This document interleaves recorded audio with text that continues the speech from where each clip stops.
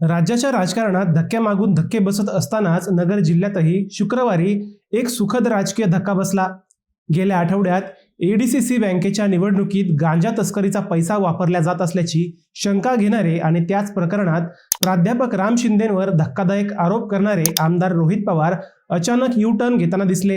अर्थात हा U turn पवारांनी स्वतः घेतला नसला तरी त्यांच्या कार्यकर्त्यांनी मात्र घेतला। कर्जत नगरपंचायतीत प्राध्यापक राम शिंदे व आमदार रोहित पवार यांच्या गटाच्या नगरसेवकांची अभूतपूर्व युती झाली। याच युतीतून सत्तांतर झाले आणि भाजपच्या छाया शेलार नगराध्यक्षा झाल्या। भाजपचा नगराध्यक्ष करण्यासाठी रोहित पवारांच्या 4 नगरसेवकांनी उघडपणे पाठिंबा दिला। हा कर्जतकरांसाठीच नाही तर संपूर्ण जिल्ह्यासाठी एक धक्काच होता, कारण सभापती प्राध्यापक राम शिंदे व आमदार रोहित पवार यांच्यातून विस्तवही जात नाही असं दाखवलं जातं। पण अचानक ही परिस्थिती पूर्ण बदलली। निवडीनंतर या दोन्ही मोठ्या नेत्यांनी ही युती आपण नाही तर स्थानिक नेत्यांनी केली आहे असा पोचारा फिरवला। परंतु या दोन्ही नेत्यांच्या संमतीशिवाय हे होऊच शकत नाही, हेही तितकंच खरं होतं। मग सापाचं आणि मुंगुसाचं वैर असणारे हे दोन्ही नेत्यांचे कार्यकर्ते अचानक एकत्र कसे आले, हा प्रश्न नगरकरांना पडला। ही हात मिळवणी जिल्हा बँकेसाठी तर नाही ना, अशाही चर्चा सुरू झाल्या। नेमकं काय आहे हे प्रकरण, हेच आपण या व्हिडिओतून पाहणार आहोत। नमस्कार, मी अजय आणि आपण पाहत आहात अहिल्यानगर लाईव्ह 24, नगरी राजकारणाचं परफेक्ट अनालिसिस। कर्जत नगरपंचायतीत गेल्या काही महिन्यांपासून अनेक नाट्यमय घडामोडी घडल्या होत्या। सुरुवातीला आमदार रोहित पवार यांच्या नेतृत्वाखाली काँग्रेस राष्ट्रवादीकडे नगरपालिकेची सत्ता होती, परंतु गेल्या वर्षी त्यांच्या 11 नगरसेवकांनी आमदार रोहित पवारांची साथ सोडून विधान परिषदेचे सभापती प्राध्यापक राम शिंदे यांचे नेतृत्व स्वीकारले। परिणामी सत्तांतर झाले। काँग्रेसच्या रोहिणी घुले या प्राध्यापक राम शिंदे यांच्या संमतीने नगराध्यक्षा झाल्या। ही निवड 2-2 वर्षांसाठी ठरली होती। सुरुवातीला रोहिणी घुले व त्यानंतर भाजपच्या छाया शेलार यांना संधी मिळेल असे ठरल्याचे सांगितले गेले, परंतु हा कालावधी पूर्ण होऊनही घुलेंनी राजीनामा दिला नाही। त्यानंतर काँग्रेस, राष्ट्रवादी व भाजपचा संघर्ष तीव्र झाला। थेट औरंगाबाद खंडपीठात हा वाद गेला। त्यानंतर अविश्वास ठराव प्रस्तावाला स्थगिती मिळाली। ही स्थगिती पुन्हा 1 जुलैला उठली। त्यामुळे घुले यांच्या विरोधातील अविश्वास ठरावाचा मार्ग मोकळा झाला। राजकीय गणिते पाहता घुले यांच्या मागे फक्त 4 नगरसेवक होते, विरोधात 13 नगरसेवक होते। बहुमत नसल्याचे लक्षात येताच 6 जुलैला घुलेंनी राजीनामा दिला। या राजीनाम्यानंतर शुक्रवारी भाजपच्या छाया शेलार यांची नगराध्यक्षपदी वर्णी लागली। त्यांच्या मागे भाजपचे 9 व रोहित पवारांचे 4 नगरसेवक होते। आता शिंदे व पवारांमधून विस्तवही जात नसल्याची स्थिती असताना त्यांच्या कार्यकर्त्यांनी मात्र एकमेकांच्या हातात हात घातल्याने या सत्तांतराच्या चर्चा जिल्हाभर झाल्या।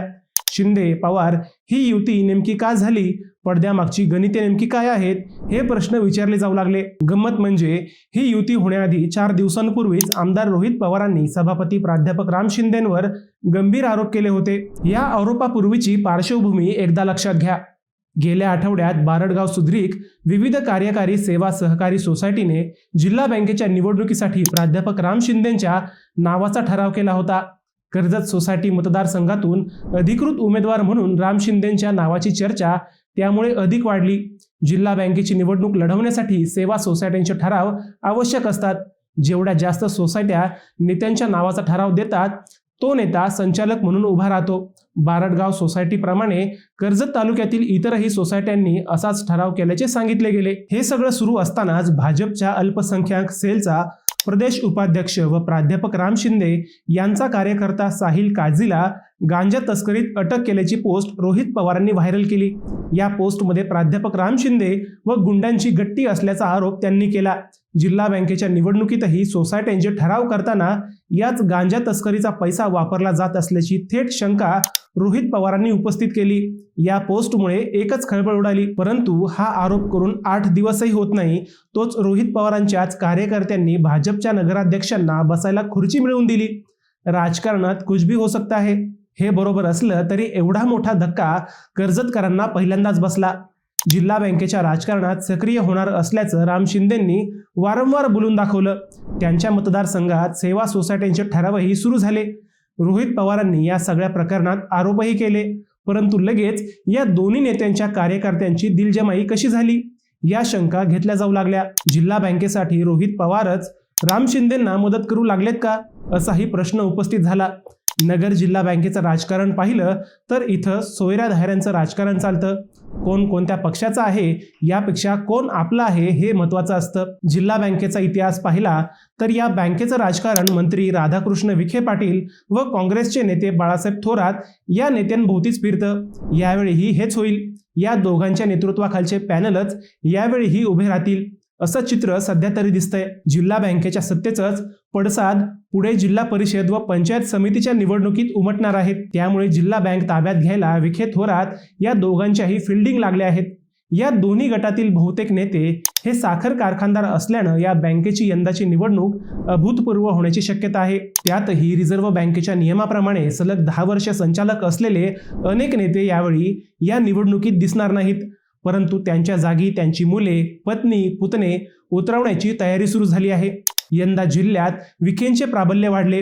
विखे व राम शिंदे हे एकाच पक्षात असले तरी त्यांच्यात अनेकदा शीतयुद्ध सुरू असल्याचं दिसलंय.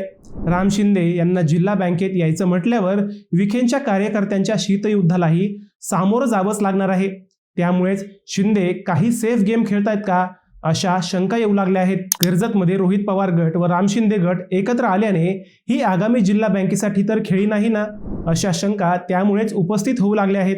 विधानसभेचे 10 आमदार आणि विधान परिषदेचे 2 आमदार असे विखेंमागे 12 आमदारांची ताकद आहे. परंतु त्यातही गटातटाचं राजकारण असल्यानं जिल्हा बँकेत पडद्यामागूनही बरीच गणिते जुळवली जात आहेत. कर्जत नगराध्यक्ष निवडणूक ही याच गणिताचा एक सूत्र आहे अशाही चर्चा आता रंगू लागल्या आहेत.